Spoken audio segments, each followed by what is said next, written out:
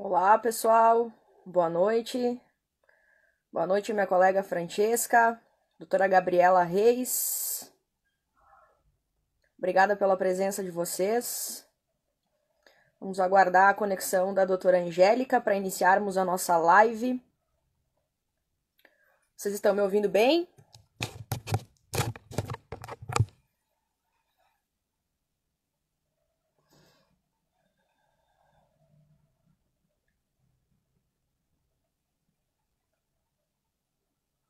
Hoje teremos uma live, então, a respeito do direito penal em decorrência dessa pandemia do coronavírus.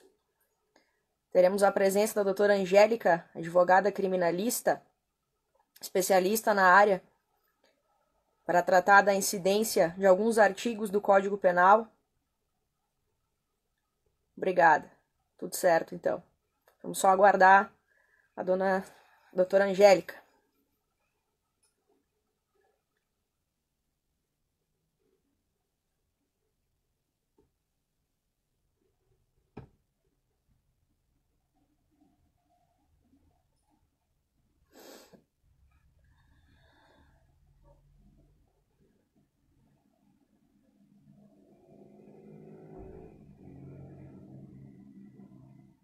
Um abraço também para a doutora Grace, minha colega de templo jurídico. Priscila, obrigada pela presença de todos.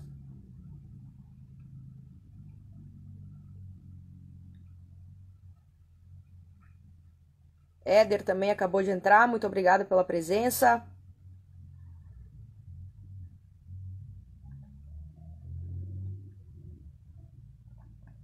Já convido a todos que fiquem conosco até o final dessa live. Garanto para vocês que vai valer a pena.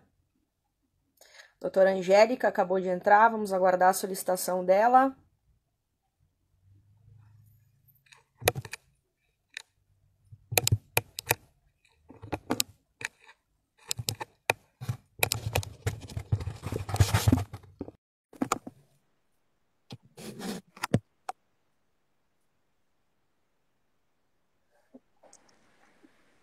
Olá, doutora Angélica. Olá, boa Tudo bem? noite. Boa noite, tudo bem? Tudo bem e Tudo você? certo. Tá bom o áudio? Tudo certo? Sim, tudo certo. Perfeito, então. Iniciando a nossa live, quero agradecer a presença de todos os nossos espectadores, né? Vamos aguardar mais alguns minutos aí, o pessoal está entrando. Então, hoje teremos uma live falando a respeito do direito penal, né, em tempos de coronavírus, com a presença, então, da doutora Angélica, especialista na área criminal, vai poder abordar conosco a incidência dos artigos do Código Penal, né, em crimes que algumas pessoas cometem e por vezes nem sabem, né, principalmente nesse período. Então é uma live, vai ser muito interativa, muito importante, né, para o momento atual. Desde já convido a todos para que fiquem até o final conosco. Iniciando as apresentações, então, a doutora Angélica é advogada criminalista, graduada em Direito pela Universidade de Caxias do Sul, pós-graduada em Direito Penal e Processo Penal, formada pela Escola de Criminalistas, membro da Abracrim, né, a Associação Brasileira de Criminalistas, membro também de diversas comissões da OAB, Subseção Bento Gonçalves, como a Comissão de Direitos Humanos, é sócia fundadora da Projeto 10 Eventos, que é responsável pelo Congresso Jurídico em Bento Gonçalves. Então, vou falar aqui o currículo resumido da doutora, né, que tem uma vasta experiência já na área, atuação na área criminal. Então, doutora, iniciando a nossa live, vou começar com a pergunta que não quer calar, né? Quais os crimes que nós podemos cometer, então, em tempos de pandemia? Queria que tu começasse explicando para nós a possibilidade de incidência desses crimes. Certo. Boa noite a todos, então. Gostaria muito de agradecer a presença de todos aqui. Gostaria de agradecer o convite feito pela doutora Flauviana, doutora Grace, doutora Francesca, da Templo Jurídico, né? Bem como por essa iniciativa maravilhosa da parte de vocês, né? Parabenizo desde já. Então, além de toda essa situação que está acontecendo, né? Estamos numa situação difícil de adaptação, numa situação que não sabemos para que lado correr, a verdade é essa, né? Ainda temos toda uma situação criminal por trás disso.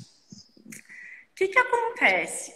A questão criminal, ela ainda é muito difícil de ser interpretada.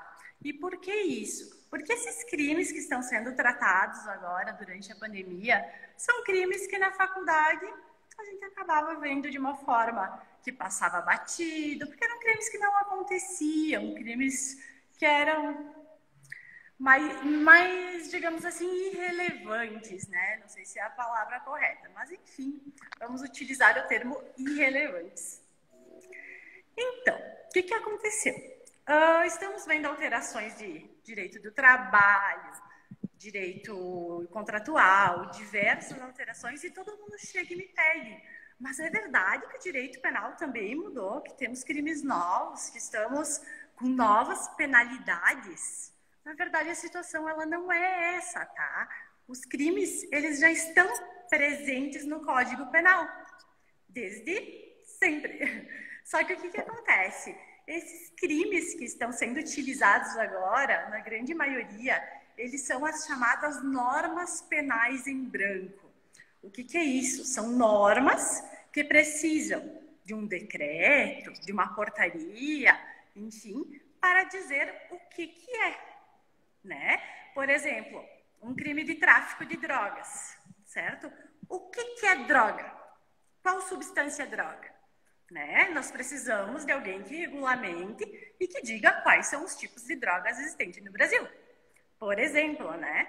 E é mais ou menos nesse sentido que acontece a situação dos crimes que estão ocorrendo agora na atualidade pela questão da Covid-19, da pandemia, né? Então, a questão que eu gostaria de começar, assim, uma reflexão, digamos assim, né?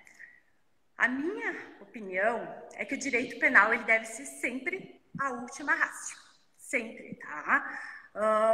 A intervenção mínima do direito penal ela é fundamental, tá?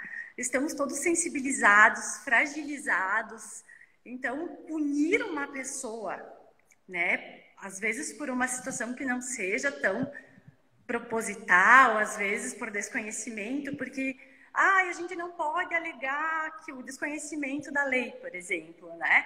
Uhum. Mas, meu Deus, todo dia nós temos um decreto novo. Exatamente.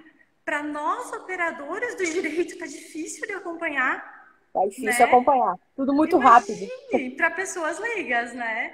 Então, a gente tem que ter essa sensibilidade. Só que isso vai partir de quem? De nós, operadores do direito. Nós, advogados, com nossas defesas, obviamente, e promotores e juízes com suas, desembargadores, enfim, com sua sensibilidade, né? Então, eu entendo que aqui nós não estamos tratando de punição.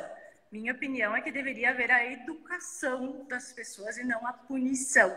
E talvez, caso a educação não funcione, né, passar para sanções administrativas, como outros países estão fazendo, né? Aplicar multas altas, enfim, para quem descumprir, né? Esse tipo de regramento novo, né? Mas eu entendo que a punição mesmo, ela tem que ser sempre a última ratio. Minha opinião, exatamente, gente. Exatamente.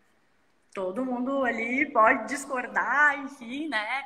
Porque realmente é uma situação grave, que todos nós estamos com medo, né? Então, uma pessoa que tenha a intenção, por exemplo, de contagiar alguém, isso é muito grave, realmente, tem que ser punido, né? Então, eu vou entrar agora em cada artigo para explicar a dificuldade de interpretação de cada um, tá? Não sei se tem alguma dúvida nessa parte introdutória. Pessoal que está nos assistindo aí, fiquem à vontade para fazer perguntas, tá, pessoal? Aproveitem que nós estamos como especialista na área criminal, então... Uma consulta gratuita. Pessoal, então assim, vamos começar pelos delitos, tá? O delito que mais está sendo falado no momento é o artigo 268 do Código Penal, tá? Esse, sem sombra de dúvidas, é o artigo mais falado. Esse e o 330, que é o delito de desobediência.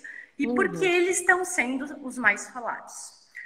Existe uma portaria interministerial número 5, tá? Que em seu artigo 4º, ela vem para alertar que esses artigos podem ser aplicados, sim, no descumprimento da Lei 13.979 de 2020, tá?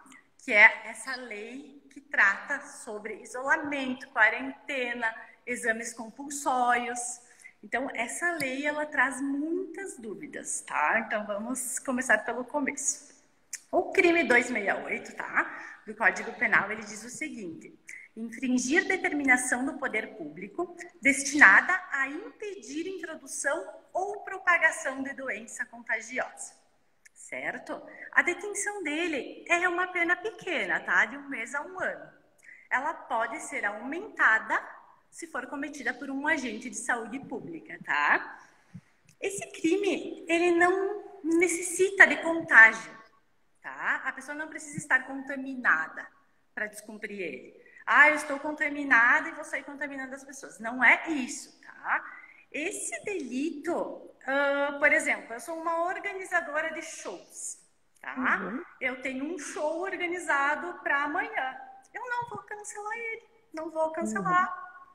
Isso é o quê? Eu estou descumprindo, né, normas que obviamente são claras, né, nesse sentido de que não podem existir aglomerações nesse momento, né? Então, entendo que seria uma infração à determinação do poder público, né, que poderia propagar a doença, né? Nós tivemos municípios vizinhos, né, inclusive, que realizaram algumas festas, como a festa do coronavírus, né? Então, foi na região metropolitana, então se enquadraria, né, nesse artigo. Sim, claro que sim, claro que sim. E daí eles falam também da questão do crime de desobediência que entraria também, né, porque tu estás desobedecendo. No meu ponto de vista, eu entendo que não, tá? O meu ponto de vista, a desobediência, ela seria, como é um crime contra a administração pública, né? O bem protegido da administração pública, na minha opinião, como eu disse, podem divergir, fiquem à vontade, tá? Seria uma situação, por exemplo, de a praia tá trancada, tá? Não pode ir pra praia. Eu vou lá, vou correr, como aconteceu aquela situação da menina no Rio de Janeiro no final de semana, acho que foi, né? Isso. E daí a polícia vai lá, educadamente, olha, a senhora tem que se retirar, a praia está fechada, enfim. E ela desobedece aquela norma que eles falaram para ela naquele momento, né? Então eu entendo que a desobediência caberia em casos desse sentido, tá? Para haver um concurso, né? Mas, claro, cada promotor, juiz, enfim, vai interpretar de uma forma. Então, todos nós estamos numa situação de instabilidade quanto a isso, né? Então, a gente não sabe se vai acontecer ou não vai, porque eles podem considerar que a simples realização do show já é o descumprimento, né? Sim. A desobediência, digamos assim. Então, é bem subjetivo, tem que cuidar bastante. O enquadramento na norma, nós só vamos ter conhecimento a partir do momento que os casos forem surgindo, né? E forem sendo submetidos ao crivo do judiciário. Aí nós temos uma ideia da interpretação. Até lá é uma construção de saber jurídico de cada advogado, a produção de provas de cada processo, enfim. E um detalhe bem importante também é a questão constitucional, tá? Todos esses decretos e normas, enfim, tem algum ponto que é inconstitucional, tá? Que pelo menos vai gerar alguma dúvida na constitucionalidade deles, tá?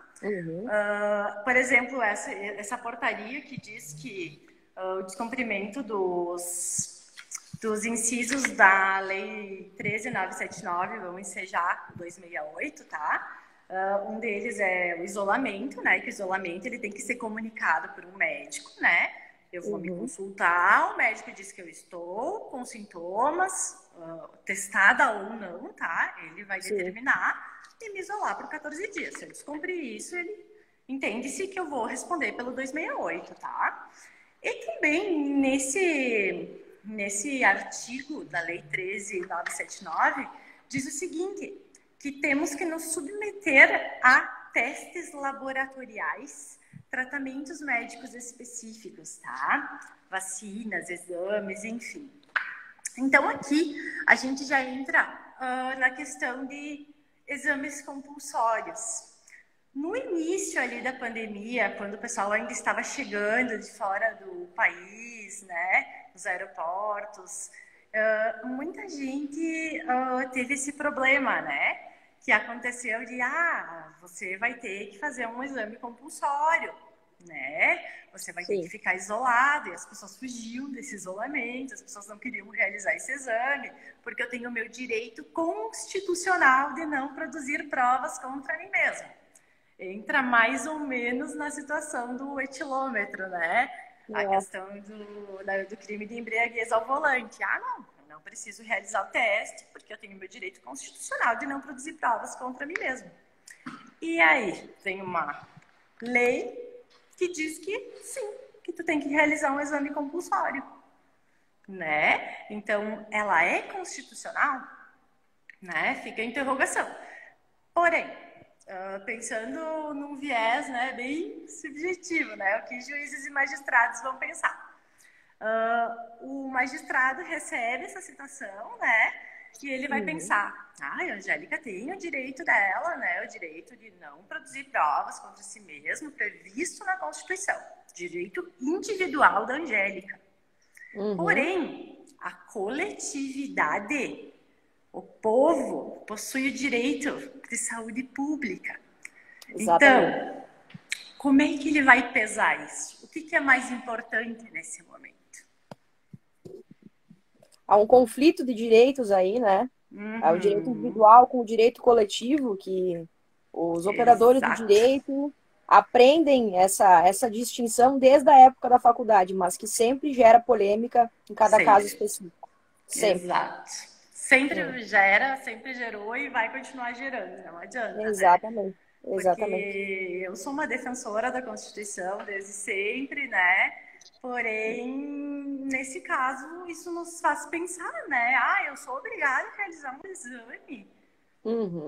Mas, meu Deus, né? Eu tô com sintomas, eu tô podendo infectar muitas pessoas, podendo matar pessoas, né? Porque dependendo da pessoa, se ela for do grupo de risco, né? Eu posso até contaminar alguém que possa morrer, enfim. Então, isso é muito grave, né? A gente está deparado com uma situação que jamais aconteceu, algo semelhante, né? Então... É o momento do bom senso, né? Como tu citaste antes, referente à mulher que estava na praia, que a polícia pediu que ela voltasse para casa.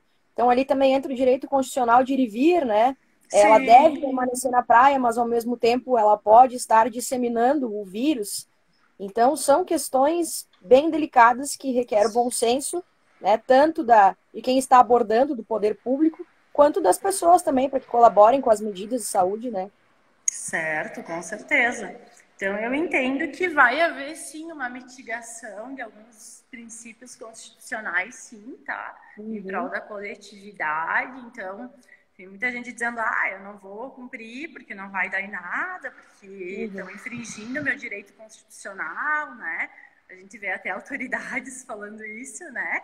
Então, eu tomaria mais cuidado, tá? Porque a gente nunca sabe qual vai ser a interpretação disso, né? Trazendo um caso prático aqui, né, para compartilhar com os colegas. Nós tivemos um caso aqui no litoral gaúcho, né? Um caso que foi noticiado também na televisão a nível nacional, de um rapaz jovem que havia chego da Irlanda. Inclusive, ele fez piada em diversos grupos de WhatsApp, dizendo que tinha vindo para passar o vírus, enfim. Nossa. O processo foi aberto e a última notícia que eu tenho é que ele estava em prisão domiciliar, né? Então, ele está respondendo um processo criminal. Olha ali, um exemplo super atual, digamos assim, né? Sim. Talvez ele não imaginava que ia acontecer algo assim. Não imaginava. Inclusive, como uma advogada. Não sei se vocês acompanharam aquele caso da advogada, que ela é paranaense. E além de ser advogada, ela é influenciadora digital, acho que é. Então, ela tem milhares de seguidores, enfim, né? O que aconteceu? Ela fez um vídeo dizendo que ela estava muito gripada, com tosse. Ela tinha vindo da Espanha, se eu não me engano. E que os vizinhos dela estavam com preconceito em relação a ela, tal, que ela não deveria entrar no elevador, enfim, né? E daí ela fez um vídeo dizendo que ela foi tossir em todas as maçanetas dos seus vizinhos para contaminá-los, né? Ela fez, claro, com um tom pejorativo, brincando, enfim, né? Mas Claro. isso criou uma situação de alarme na vizinhança, né? Além de ela influenciar milhões de pessoas, né? Porque quando tu tem um número de seguidores, tu é um influenciador, digamos assim, tu acaba fazendo com que pessoas reproduzam, né, as suas atitudes. Então, Claro. eu até estava vendo que ela foi denunciada pelo artigo 41 da Lei de Contravenções Penais, né, que é criar alerta, enfim. Então, olha ali, né, são interpretações que a gente vai ver a todo momento, né? As interpretações vão variar conforme cada caso, né? Muitas vezes vão trazer artigos que vocês, advogados criminalistas, sequer cogitaram na aplicação. É verdade. Mas o Ministério Público vai suscitar a discussão, né? Vai, com certeza vai. Eu queria que tu comentasse também referente aos agravantes, né, desses crimes cometidos. Alguns crimes cometidos nesse período de coronavírus, em estado de calamidade, eles possuem um agravante, né, disciplinado pelo Código Penal. Exato, exato. Nós temos no nosso Código Penal, né, o artigo 61. Deixa eu pegar aqui o meu código para ler para vocês.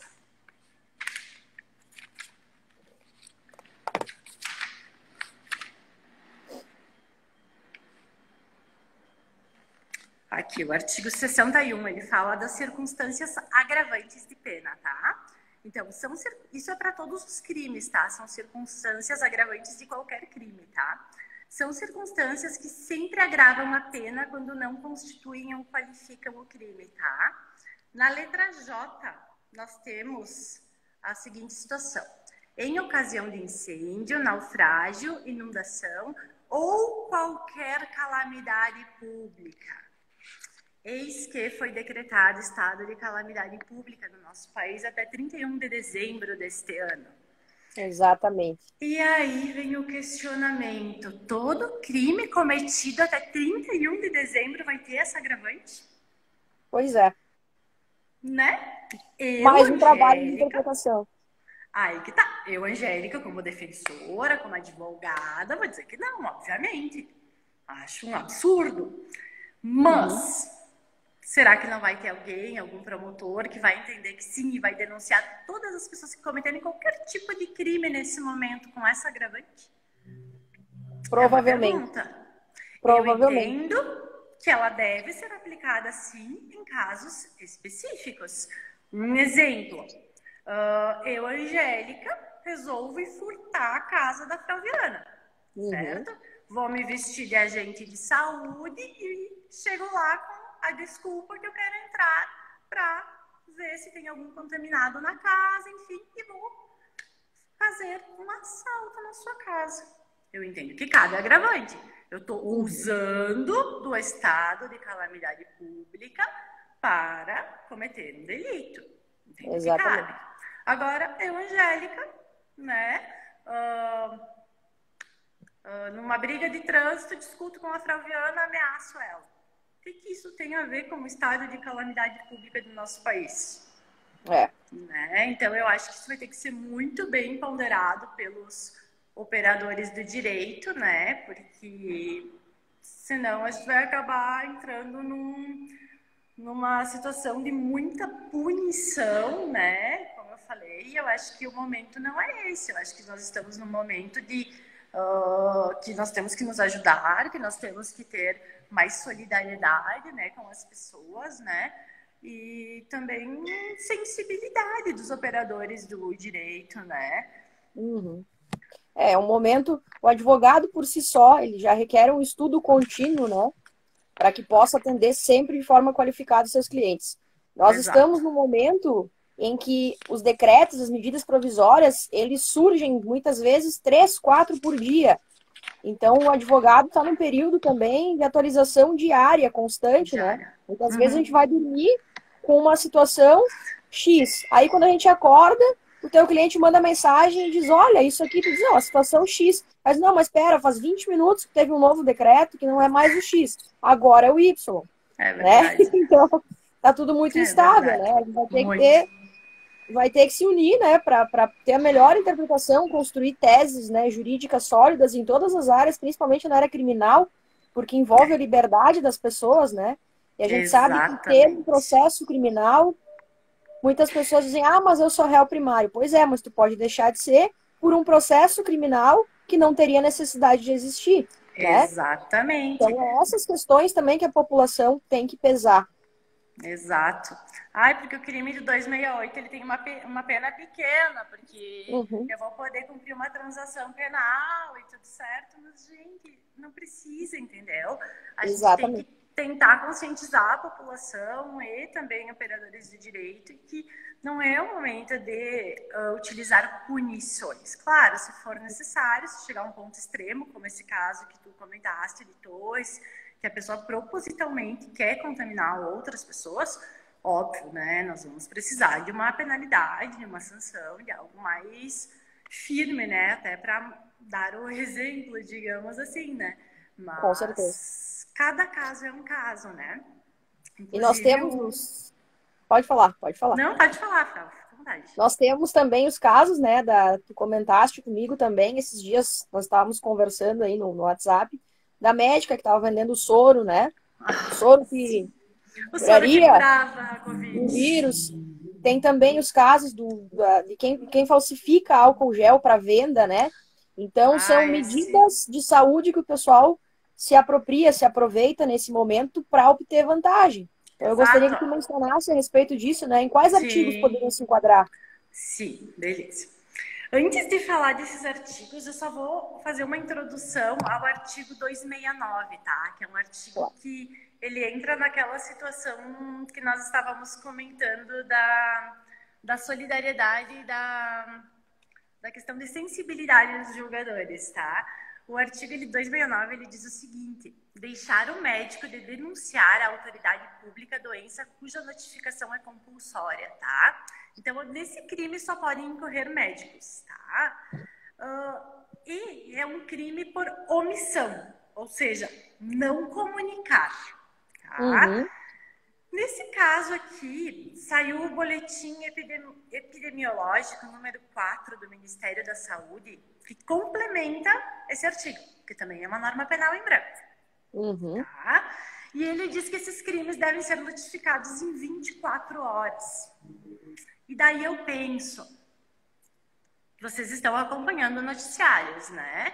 A situação atual dos hospitais, a calamidade. Os médicos estão, né, numa situação de desespero, a verdade é essa, né? Não são em todos os lugares, mas na grande maioria dos lugares. Daí eu estava assistindo uma reportagem onde um promotor de justiça estava comentando que iria denunciar médicos que não estavam dentro deste prazo notificando o órgão de saúde. É importante essa notificação? Óbvio que é importante. Mas, meu Deus, eles estão no meio de uma guerra. A gente pode chamar isso de uma guerra, praticamente, né? Então, ali que eu vejo que deve entrar a sensibilidade dos operadores do direito, tá? Porque eu acho que não é o caso de ficar denunciando todo o caso, de ficar criminalizando tudo, né? Novamente dizendo que o direito penal deve ser a última ratio, né? Então, tem que ter muito cuidado com tudo isso, né? E nesse momento, considerando o número de atendimentos nos hospitais, né? Nós sabemos aí que tem hospitais aqui na Serra mesmo, ou enfim, aqueles hospitais de campanha que são montados na parte de fora, na área externa, eles chegam a ter 300 atendimentos num dia. Claro que desses 300, muitos casos são descartados, alguns confirmados. Só que nós sabemos do nosso estado de saúde no Brasil, né? O nosso SUS, ele está funcionando muito bem até o momento, graças ao empenho das equipes médicas, das enfermeiras, das recepcionistas, né? Então, aproveitando também, fica o parabéns aqui para o pessoal das equipes de saúde que se arriscam todos os dias, né? em prol da Verdade. população. Só que tu exigir que um médico ou ele atenda um paciente ou ele comunique, porque ele só tem essas 24 horas, então tu tá dizendo, bom, então tu senta 3 horas do teu dia para fazer os relatórios e comunicar, e tu para os atendimentos. Se a pessoa tá lá Exato. mal na fila, né, tem que ter bom senso, eles têm que comunicar, tem, mas não precisa punir se passar o prazo de 24 horas, né? É um momento que nós Exato. sabemos que não há médico sobrando, nunca houve. Uhum. Nesse Já não momento, tinha menos antes, ainda. né? Já não É tinha verdade. antes, né? Então agora o pessoal está se esforçando, está na linha de frente, muitas vezes afastado das suas famílias, É né? A verdade. família saiu de casa, foi morar na casa da mãe, da sogra, porque o profissional da saúde chega em casa, pode estar contaminado ou pode transmitir o vírus. Então eles também estão se abstendo da vida pessoal deles para poder É exercer a verdade. profissão da melhor forma, né? É Então verdade. temos que ter bom senso, né? Com certeza. E por isso que eu falo desde o início, o direito penal como última ratio, como a intervenção mínima realmente do direito penal numa situação como essa. Mas claro que a Uhum. gente vai ter casos, né, como aqueles que tu comentaste, né, que agora eu vou começar a introduzir alguns crimes que realmente eles merecem uma certa punição, né, porque são casos graves, né, e que a gente pode perder alguém por causa disso, né? Por Claro. exemplo, o crime do 131, artigo 131 do Código Penal, tá? Praticar com o fim de transmitir a outra pessoa moléstia grave que está contaminado, certo? Então, aqui é uma situação seguinte, tá? Vou dando exemplos práticos para vocês entenderem, né? Eu estou contaminada com a Covid, por exemplo. Eu não gosto da Flaviana, ela é minha inimiga número 1. Eu vou fazer o quê? Vou lá visitar ela, dar um abraço nela, pedir perdão.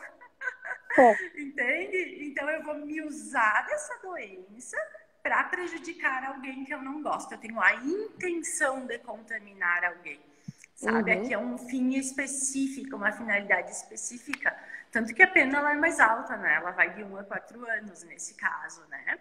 Então, aqui eu entendo que realmente é uma situação mais delicada, né? Que merece uma atenção maior, porém que também a prova é difícil de ser feita, né?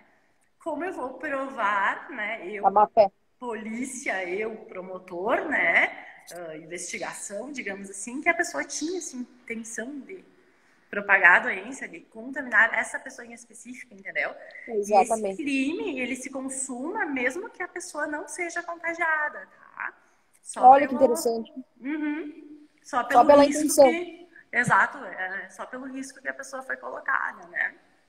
Então, é um crime que tem que prestar atenção. Um outro é o 132, né? Que dele já é um pouquinho diferente, que é expor a vida ou a saúde de outrem a perigo direto e iminente, tá? Esse caso aqui eu não estou falando de uma pessoa específica que eu quero contaminar, né?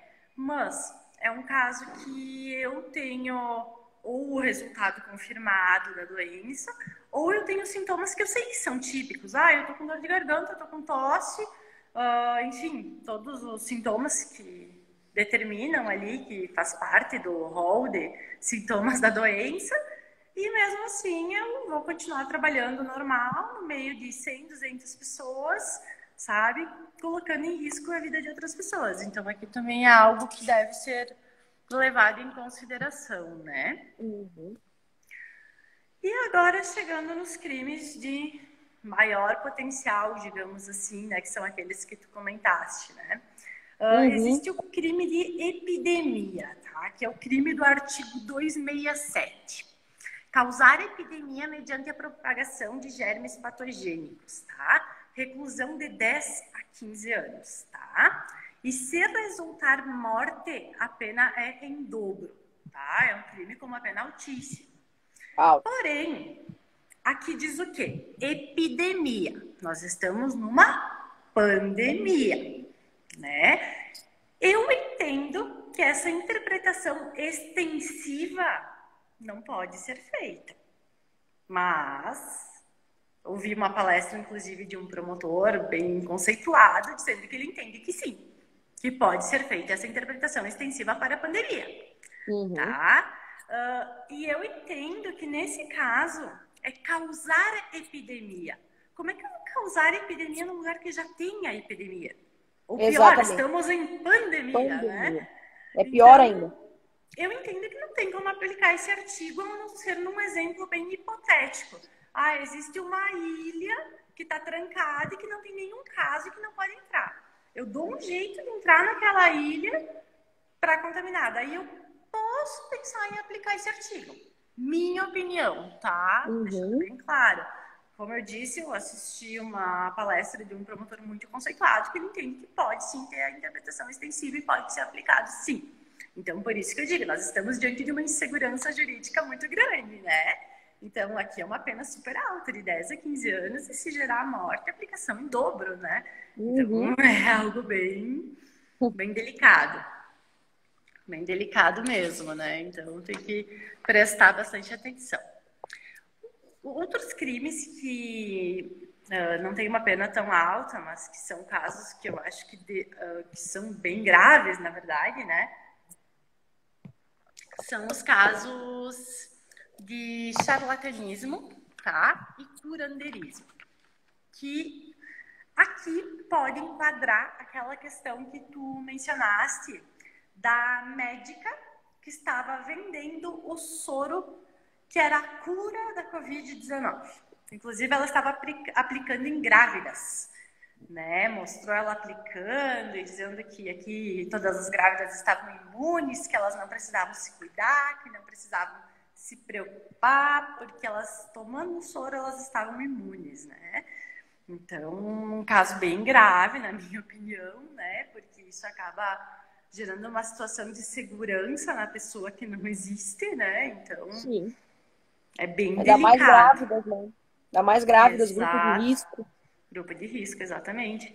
Então, esse caso ele pode ser enquadrado no artigo 283, né? Que é o charlatanismo, né? Que a detenção é de 3 meses a 1 ano, é uma pena baixa, tá? Tem gente que até diz que pode ser enquadrado como estelionato, tá? Também entendo que depende da situação, teria que ver bem direitinho qual foi o fato, né?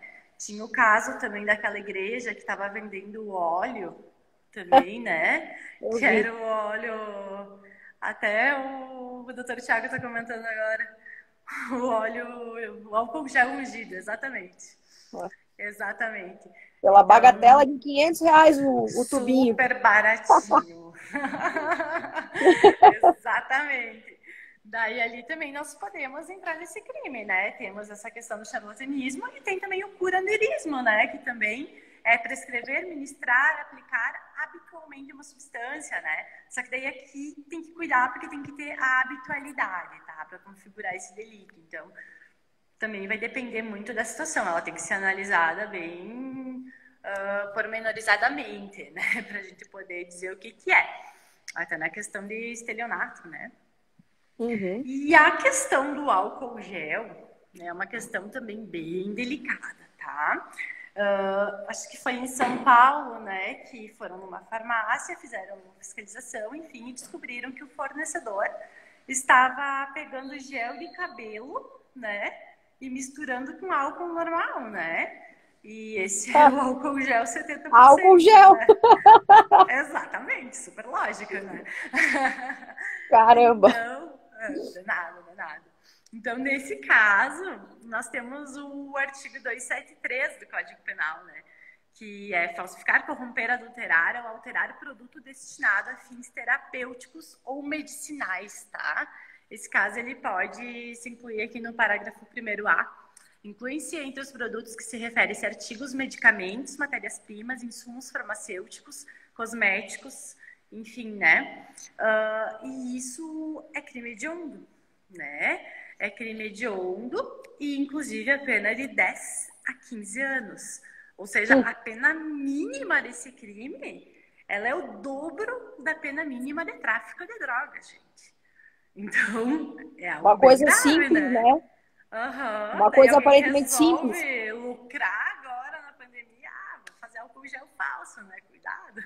Uhum. Pode ser enquadrado nesse artigo, claro, né? Nós Depende tivemos um muito. caso aqui em Bento também, que foi noticiado, né?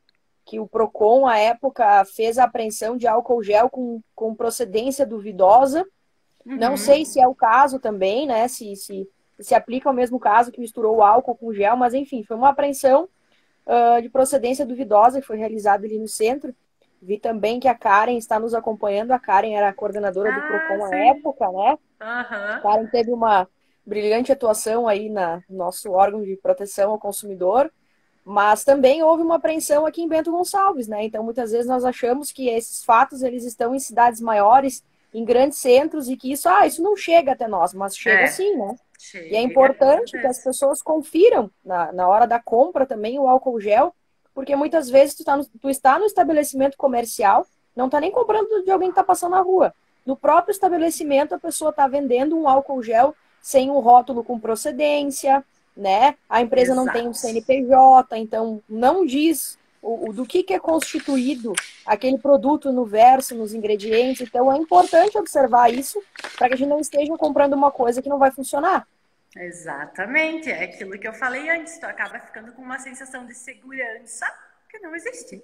Por isso É a verdade. importância de Procon, né, dessas fiscalizações, inclusive na questão de preços abusivos, né, que a gente está Uhum. vendo muito nesse período, inclusive até de alimentos, né, essenciais, muita gente passando fome e alguns lugares se aproveitando e aumentando preços abusivamente, né, então isso também pode ser configurado, né, crime, enfim, então tem que ter todo esse cuidado para os PROCONs, né, ficarem em alerta nessa situação, né, que daí aqui sim caberia aquela agravante que nós tínhamos falado antes, né, porque Uhum. realmente se aproveita dessa situação de pandemia, né, nessa situação de calamidade pública para cometer delito, para obter lucro, enfim, né, são várias situações Exatamente. delicadas.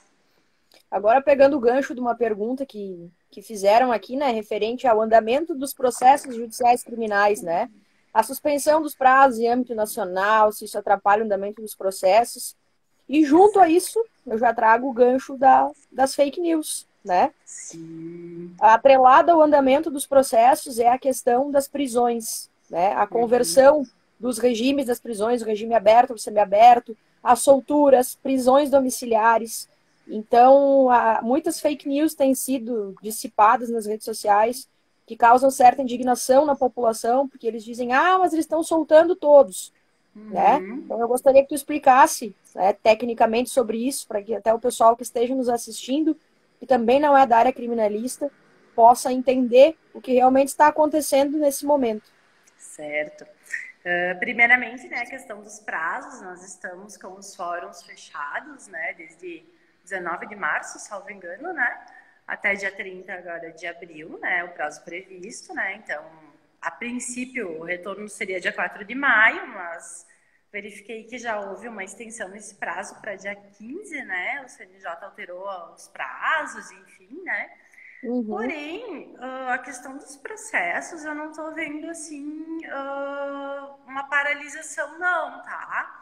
As questões urgentes estão funcionando normalmente, né? Pedidos urgentes são apreciados pelo plantão, tranquilamente. E vejo também que existe uma produtividade, sim, tá? Inclusive, sentenças, não só na área criminal, como na trabalhista também, eu estava verificando, enfim, nas notas, enfim. Os prazos estão parados, obviamente, não está tendo audiências, tal, mas vejo que existe sim uma produtividade do judiciário, mesmo que o home office, né? Inclusive, eles vêm postando também o nível de produtividade deles, né? Então, eu achei bem interessante isso, de continuar o trabalho, né, de casa. Às vezes acaba produzindo ainda mais, porque um juiz se ocupa muito com audiências, né? Então, talvez não tendo audiências, isso vai acabar se tornando numa produtividade maior, né? Porém, claro, sabemos que tem o réu preso que está esperando sua audiência, sabemos que tem o caso de alimentos que está esperando sua audiência, casos, Uhum. né, graves, enfim. E isso, infelizmente, foge da nossa alçada. Não temos como saber, né? Eu tenho uma audiência particularmente marcada para dia 4 de maio, que é o primeiro dia do retorno do fórum. Porém, não sei se vai se realizar efetivamente, porque estamos falando de uma audiência com 3, 4 presos, com 13 testemunhas, juiz, promotor, estagiários, advogados. Então, é uma aglomeração considerável de pessoas, né? Não sei, né? Então, uma questão de prazos ali fica mais ou menos nesse sentido, tá? E a outra pergunta era a questão das prisões e das solturas, né? Isso. Certo. O que acontece, tá? O nosso sistema carcerário, ele é um sistema totalmente insalubre, né? Como todos temos conhecimento. Só não vê quem não quer, na verdade, né? Inclusive, teve algumas notas de, enfim, algumas entidades, que eu não vou citar agora no momento, dizendo que era o mais seguro para o preso ficar dentro de um presídio, que lá eles iam ficar isolados e com atendimento médico. Eu não sei onde vive essa pessoa, né, que deu essa declaração. Acho que ela nunca entrou e nunca pisou no presídio, né? Então, assim, nós que conhecemos a realidade de presídios, a gente sabe que a situação ela é muito gravosa, muito insalubre, e que caso alguém seja contaminado lá dentro, a propagação ela vai ser imediata, tá? Porque lá não tem como isolar ninguém, né? Então, é uma situação que vai ser caótica. E daí eu vejo muita gente falando, porque tem que morrer, porque acho que realmente tem que morrer, tem que entrar lá dentro mesmo. Gente, são seres humanos, a gente está falando aqui de humanidade, né? Então, eu digo, nessa pandemia a gente não tem que aumentar só a nossa imunidade, a gente tem que aumentar a nossa humanidade. Nós estamos falando de seres humanos, de pessoas com família. Então, eu acho que a gente tem que ter aproveitar esse momento tão triste que nós estamos passando para refletir um pouco sobre nossos valores, né? Sobre o que a gente pode fazer para ajudar o outro, né? Porque eu me acho melhor que outra pessoa, né? Então, eu acho que essas pessoas precisam fazer uma reflexão, sabe? Eles erraram, eles estão lá. Sim, eles erraram, alguns não, né? Mas nós temos que ter essa sensibilidade de saber que eles não têm culpa de estar cumprindo sua pena num local insalubre, de não ter atendimento médico adequado, a gente sabe que não tem, né? E daí, claro, fizeram a questão de proibição de visitas para auxiliar nessa situação. Inclusive, existe um artigo na LEP que diz que podem ser proibidas as visitas com fundamentação, e eu entendo que, sim, é uma fundamentação bem cabível, né? Porém, eu penso, né, eu, Angélica, refletindo, as visitas foram proibidas, ok, mas e os presos novos que estão entrando? Existe, né, comentários de vários presos, clientes, enfim, que saíram agora há pouco tempo, dizendo que não está existindo uma quarentena adequada, que as pessoas já entram e já se misturam, digamos assim, com quem está lá dentro. Então, a gente fica pensando qual a efetividade de cancelar visitas, sabendo que estão entrando presos novos. Claro, eles estão entrando com todo cuidado, né? Os magistrados estão sendo mais sensíveis e decretando menos preventiva nesse momento. Isso é considerável. Mas, mesmo assim, né? Mesmo assim, nada impede, né? Nós sabemos que o coronavírus, muitas pessoas que estão com a Covid-19 são assintomáticas. Não há sintoma nenhum. Então, muitas vezes, esse preso, é feita uma triagem, digamos assim. Sim. Mas ele tem algum sintoma? Não, não tem. Ele não tem nada. Não tem nenhum sintoma. Então, pode botar lá no meio, né? Coloca no meio da outra cela, não tem problema. Mas ele pode estar contaminado e ser assintomático. Porque há dificuldade da realização dos exames, né? E há também a polêmica se os exames positivos para a Covid-19 realmente são eficazes entre o período inicial, entre o período final. Então tem toda essa discussão, né? Seria o momento de termos celas específicas para os que estão entrando. Mas já não temos celas para os que estão lá. Quem dirá para os que estão entrando, né? Verdade. Infelizmente, a nossa realidade não é a que nós gostaríamos. Não. E por isso que saiu a recomendação, né, 62 do CNJ, né, Conselho Nacional de Justiça, que ela orienta, tá? É uma recomendação a magistrados Muita gente em fake news, ai, porque é uma ordem para os magistrados soltarem todos os presos, abriram as portas das cadeias. Não é isso, gente. É uma recomendação. Ou seja, se quiser, vai fazer. Se não quiser, não vai fazer, entendeu? E os juízes estão sendo bem ponderados, tanto que as solturas, elas são em números baixos, não tem um número alto de presos soltos. E a grande maioria que está sendo solto são situações bem específicas. Situações, ele é do grupo de risco, né, maior de 60 anos, pessoa com comorbidades, enfim. E ainda assim eu vi várias situações de presos com comorbidades, doenças graves, que não foram soltos, tá? Acarretando uma situação bem complicada, inclusive. E a recomendação, ela também sugere que presos há mais de 90 dias em prisão preventiva, que não tenham cometido crime nem com violência e nem com grave ameaça, seja revista essa prisão preventiva. Mas isso não precisa nem de uma recomendação para ser feito. Minha opinião é que isso deveria ser feito sempre. Meu Deus, se a pessoa não cometeu um crime com grave ameaça, não cometeu um crime com violência, o que ela está fazendo lá preventivamente há mais de 90 dias, sabe? Exatamente. Então, não é nada de absurda essa recomendação, sabe? São situações bem pontuais e casos de aberto, semiaberto, que foram para uma domiciliar, são pessoas que já estão na rua, que já estão trabalhando, né? Então, a mudança, ela não é absurda. Inclusive, teve situações que colocaram vídeos na internet que saquearam mercados, que, enfim, inúmeras fake news, né? Inclusive, nosso próprio ministro, né?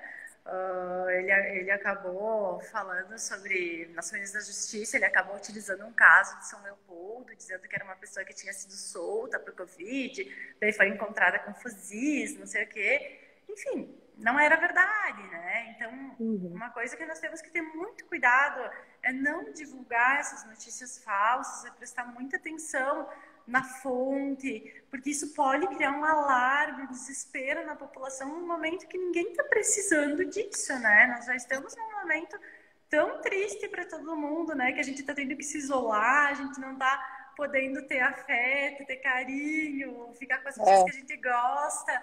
Então, para que criar toda essa situação alarmante se não está acontecendo isso, sabe? Isso vindo de autoridades acaba me deixando frustrada, sabe? Porque, meu Deus, a gente tem que ter cuidado com isso, né? São coisas muito graves. Com Podem certeza, gerar consequências. É uma questão de responsabilidade social, né? Exato. Sem contar na questão criminal das pessoas que também viralizam essas matérias, essas fake news, né? As pessoas que compartilham fake news também podem sofrer um processo crime, né? Muitas pessoas não sabem disso, ou, mas eu compartilhei, mas eu apaguei. Mas tudo isso é rastreado hoje em dia. Então, a partir do momento que essa fake news, ela toma uma proporção maior, ou muitas vezes ela ofende uma pessoa específica, e esse processo é aberto, seja por uma pessoa, seja pelo Ministério Público, é feita a investigação, né? Então, é importante esclarecer isso para as pessoas que nos assistem, tenham responsabilidade na hora de compartilhar, né? A gente sabe que é um momento que está tendo muita fake news em todas as áreas do direito, né? Tem gente que realmente quer causar pavor, não sei por quê, mas é o momento de nós pensarmos, não compartilharmos, né? Procurar compartilhar coisas que possam ajudar o próximo e não causar mais caos do que já está ruim. Exatamente, nós temos sites confiáveis, né? Sites que têm informações válidas, né? Eu sempre digo, eu tenho site dos TRTs, do Senado, enfim, sites que dão informações válidas, inclusive, sobre auxílio emergencial, eu quero saber como funciona. Não vai pela notícia que teu vizinho postou no Facebook, entende? Vai para esses sites confiáveis, procura a informação certa, onde que é o aplicativo, até porque agora é o momento onde os crimes de maior volume são os crimes virtuais. Tem muita gente usando aplicativo falso para pegar teus dados e para poder utilizar esses dados para receber o teu auxílio emergencial, né? Eu estava vendo até uma situação do QR Code, sabe? Das lives que os sertanejos, enfim, estão fazendo para arrecadar doações. eles conseguem fazer de uma forma que esse dinheiro vá para a conta de outra pessoa, né? Então, tu tem que entrar no site da pessoa mesmo, né? Efetivamente, no perfil oficial, eu digo, né? E não em outros perfis, porque podem acabar acontecendo diversos crimes virtuais, porque eu entendo que nenhum de nós está extremamente preparado para o mundo virtual da forma que ele está agora, né? Exatamente. Nós estamos totalmente digitalizados, né? E nem todos nós temos um conhecimento amplo nessa área. Então, tudo é ter cuidado, é buscar sites oficiais dos membros, enfim, para acabar não caindo em golpes também, né? Que ali é uma outra gama de crimes também que vão ser Exatamente. bem... É uma gama de crimes para uma outra live, inclusive, Para né? uma outra live, obviamente, porque é muita coisa. Rende muito, rende muito. É verdade. Bom, então estamos chegando no horário aqui. A gente sabe É que verdade. quando completa 1 hora também o Instagram encerra a live automaticamente, né? Sei que a Isso. doutora Angélica também tem os seus prazos para cumprir, que nesse período de E... isolamento tenho acompanhado que está sendo muito trabalho, inclusive até Nossa, altas não horas da parei. noite, né? Aí Uhum. eu vejo que assim como muitas áreas, muitas outras áreas de atividade dos advogados estão, embora os prazos estejam suspensos, nós estamos com medidas, né, urgentes em prol dos nossos Gente. clientes, previdenciaristas também, com problema nos benefícios, as pessoas dependem do direito, do valor do benefício para sobreviver. Ah, é Então a gente verdade. está correndo atrás da máquina para poder atender todos os clientes da forma adequada. Super Então quero deixar importante. aqui o meu muito obrigada pelo teu aceite, tá? Em fazer essa live conosco. Passou muito rápido, foi Passou. foi muito produtiva, né? Vejo que o pessoal interagiu também, isso é ótimo, é a nossa intenção fazer lives para que o pessoal obtenha conhecimento, possa interagir, né? O lema da Claro, Templo Jurídico é conhecimento de forma descomplicada. Então, te claro. agradeço muito pelo aceite, tá? Por compartilhar os teus conhecimentos conosco, os teus anos de estudo, enfim. E fica o convite para uma próxima, então, né? Tratarmos de Claro, outro assunto, tá? Se quiser deixar suas considerações finais também. claro, com certeza. Agradecer a todos os espectadores que nos acompanharam, vários colegas. Muito obrigada mesmo. Certo. Gostaria muito de agradecer a todos que acompanharam a live, tá? Inclusive, eu não consegui acompanhar muito bem as perguntas ali.